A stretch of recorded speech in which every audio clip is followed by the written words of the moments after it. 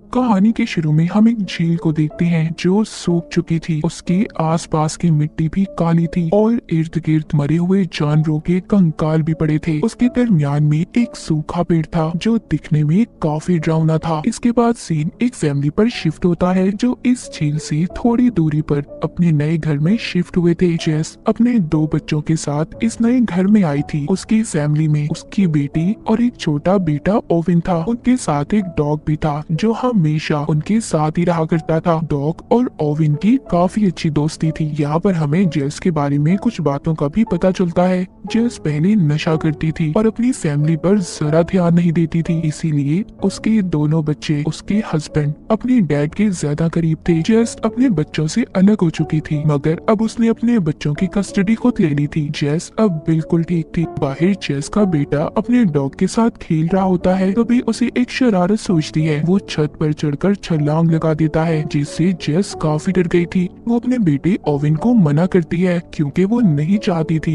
कि किसी भी लापरवाही की वजह से उसके बच्चे उससे अलग हो जाएं। ओविन जेस से अब माफी भी मांगता है। जब ये अंदर जा रहे थे तभी हम डॉग को देखते हैं जो खड़ा जंगल की तरफ देख रहा था। न जाने उसे क्या नजर आ रहा था। वो जोर जोर से भौंकता है पर इस बात पर कोई ध्यान नहीं देता। उसी दिन रात को जब ये सो रहे थे तब भी डॉग बैठा लगातार जंगल की तरफ देख रहा था, जो काफी अजीब बात थी। पर तब भी जेस उस पर ध्यान नहीं देती और सोने चली जाती है। अगले दिन जेस अपने बच्चों को अपने हस्बैंड के घर छोड़ती है। तभी उसका हस्बैंड उसे एक एनवेलप देता है जिसको जेस नहीं खोलती और अपनी जॉब पर चली जाती है। जेस एक हॉस्पिटल में नर्स थी। वो जाकर अपनी दोस्त से मिलती है, फिर एक मरीज से जिसका दुनिया में कोई भी नहीं था और वो औरत जिंदा नहीं रहना चाहती थी। पर जेस उसको बहुत समझाती है, कहती है देखो मेरी बात मानो, जिंदगी बहुत कीमती है। जिसके बाद हम जेस के बच्चों को देखते हैं जो घर वापस आ गए थे और आकर मछलियां पकड़ने उसी झील के पास जाते हैं जो हमने कहानी के शुरू में देखी थी। पर जब दोनों उसकी ऐसी हालत देखते हैं तो परेशान हो जाते हैं क्योंकि वो झील सूख चुकी थी और डरावनी भी लग रही थी। पर तभी उधर उनका डॉग भागने लगता है और भागते भागते कीचड़ में फंस जाता है। ओविन और उसकी बहन दोनों उसकी मदद करते हैं। जब ये ऐसी हालत में घर जाते हैं जेस बहुत नाराज होती है। वो दोनों को डांटती है। जब ये रात को खाना खा रहे थे तो खाना ओविन को पसंद नहीं आता। जेस उसे कहती है बेटा प्लीज आज ये खा लो, कल मैं तुम्हें तुम्हारी पसंद का खाना दूंगी। अगली सुबह ये देखते हैं ओविन का डॉग जंगल की तरफ देखकर बहुत भौंक रहा था। इस बार तो भागकर वो जंगल में चला जाता है। ओविन भी उसके पीछे भागता है पर जंगल में एक लगी फेंस बाढ़ की वजह से रुक जाता है और उधर ही रुककर वापस से दोबारा अपने घर आ गया था। बैठकर अपने डॉग का इंतजार करने लगता है। वो अपनी मॉम से कहता है प्लीज आप जाएं उसे ढूंढें, पर जेस कहती है इंतजार करो वो खुद ही आ जाएगा सुबह तक। अगली सुबह जब जेस अपनी जॉब से वापस आती है तो उसे पता चलता है कि ओविन घर पर नहीं था। वो अपने डॉग को ढूंढने निकल गया था। कि अपने बेटे को ढूंढकर वापस लाती है और उसे समझाती है कि बेटा क्यों ऐसे कर रहे हो, वो वापस आ जाएगा। रात को ओविन को अपना डॉग अपने घर के बाहर नजर आता है। ये सबको बता देता है। जेस भी उसके पीछे जाती है पर ओविन का डॉग कुछ अजीब था। उसकी आंखें भी पीली हो गई थी जो दिखने में काफी डरावनी थी। देखते ही देखते डॉग ओविन पर हमला कर देता है, उसकी टांग पर काट लेता है। जब जेस उसे छुड़वाने की कोशिश करती है तो वो डॉग ओविन के गले पर भी काट लेता है जिससे अब ओविन काफी जख्मी हो गया था और बहुत खून भी निकल रहा था। जेस उसको हॉस्पिटल लेकर जाती है। डॉक्टर उसका ऑपरेशन करते हैं। उधर जेस का हस्बैंड भी आ गया था जो उस पर बहुत गुस्सा करता है, बहुत चिल्लाता है, कहता है तुम्हारी वजह से ये सब कुछ हुआ है। जेस कहती है याद करो वो डॉग तुमने ही ओविन को दिया था। खैर ऑपरेशन के बाद ओविन की हालत बेहतर हो गई थी, उसको होश आ जाता है तो जेस उसको खाना खिलाती है पर ओविन को खाना पसंद नहीं आ रहा था। उसका जायका उसे अच्छा नहीं लग रहा था।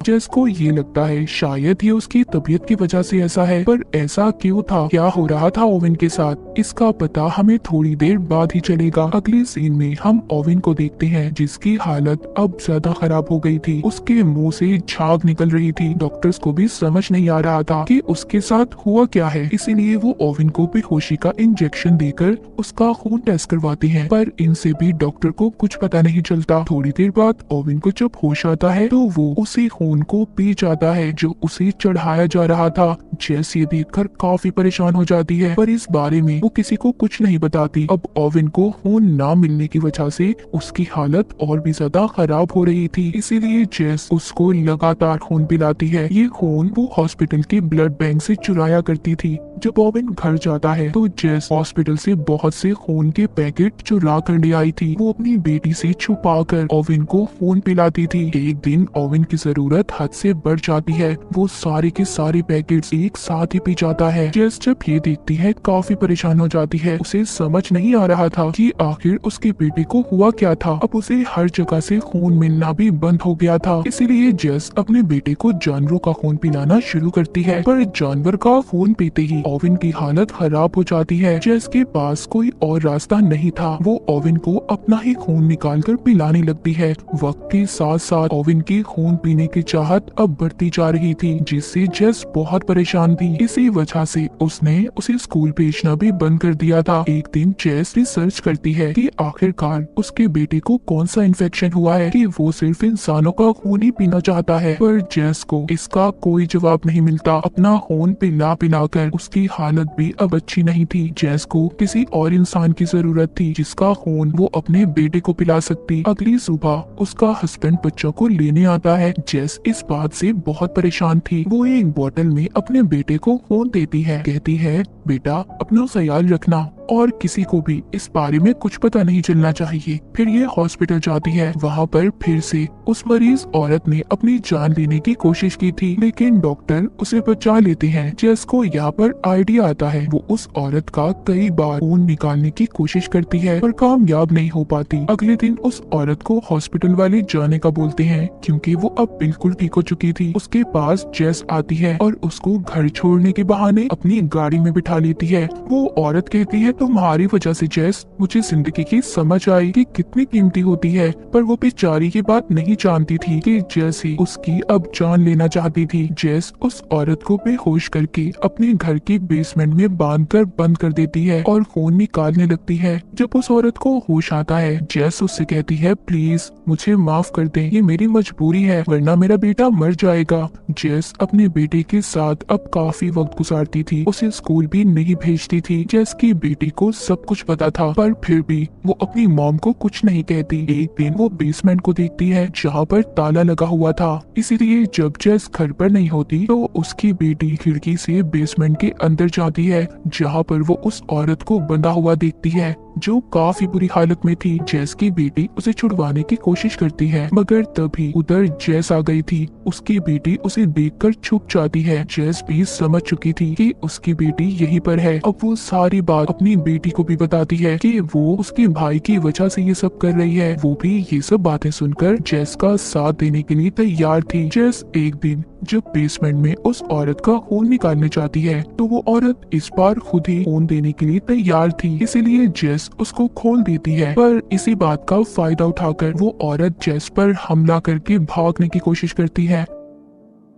उसी वक्त पुलिस भी जेस के घर आ गई थी, जो उसी औरत को ढूंढ रही थी जिसको जेस ने अगवा किया था। पर किसी तरह जेस उसको दोबारा से बेहोश करती है और फिर ऊपर जाकर पुलिस से बात करती है। अगली सुबह जेस के बच्चों को उसके हस्बैंड के घर जाना था। जेस अपनी बेटी को उसके भाई का ख्याल रखने का कहती है। वहाँ जाकर ओवेन अपने डैड की दूसरी बीवी को बड़े गौर से देख रहा था और उसका खून पीने का सोचता है, लेकिन उसकी बहन साइड पर ले जाकर उसको समझाती है और थोड़ा सा खून पीने के लिए देती है, पर वो सारा खून ही पी गया था। ओवेन की बहन अब समझ चुकी थी कि ओवेन अब आहिस्ता आहिस्ता अपने ऊपर से कंट्रोल को खो रहा है। जब वो वापस आती है तो सारी बातें अपनी मॉम को बताती है, पर जेस अपने बेटे को और खून देने की बात कर रही थी। फिर ये लोग घूमने जाते हैं। जेस जब अपने घर वापस आती है तो बेसमेंट का दरवाजा खुला हुआ था। वो औरत यहाँ से भाग चुकी थी जिसको जेस ने कैद किया हुआ था। वो भागकर जंगल की तरफ जा रही थी। उसके पीछे ओवेन भी जाता है। वो औरत तेजी से भागते हुए ध्यान नहीं देती और जंगल में लगी फेंस बार से उसका गला कट जाता है।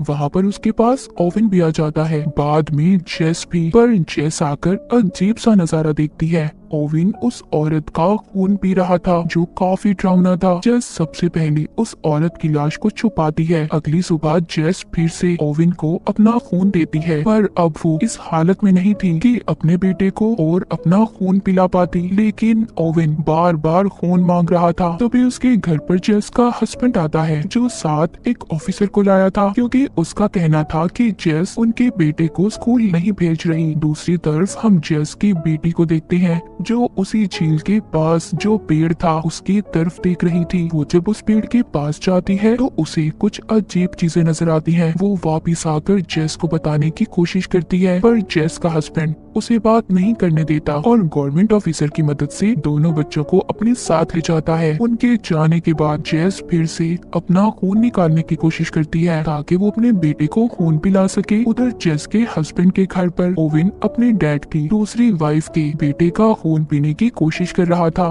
उसकी बहन आकर उसे रोकती है, जिसके बाद वो उसे उसी जंगल में ले जाती है। वो उसको बताती है कि मैंने उस सूखे पेड़ के अंदर कुछ देखा है। वो कहती है कि मैं उस पेड़ को जलाने वाली हूँ ताकि मैं तुम्हें बचा सकूं। पर ये बात सुनते ही ओविन उस पर हमला कर देता है। ओविन की आंखें भी उसकी डॉग की तरह ही पीली हो गई थी। उसके चेहरे पर उसकी नसें नजर आ रही थी। ओविन का ये रूप देखकर उसकी बहन डर जाती है और भागने की कोशिश करती है। दूसरी तरफ उनके डैड उन्हें ढूंढते हुए जेस के पास जाते हैं। उन्हें लग रहा था कि शायद उनके बच्चे जेस के पास हों, जबकि वो वहाँ पर नहीं थे। जेस भी अपने बच्चों के बारे में सुनकर काफी डर जाती है। तभी उसे याद आता है कि उसकी बेटी ने उसे सूखे पेड़ के बारे में बताया था। ये फौरन वहाँ पर जाती है। वहाँ जाकर तो अजीब ही नजारा था। देखती है कि ओवन बिल्कुल भी अपने कंट्रोल में नहीं था। वो अपनी ही बहन का खून पीने की कोशिश कर रहा था। जेस आकर ओवन को समझाती है, पर उसकी बेटी कहती है, मॉम ये हमारा ओवन नहीं है।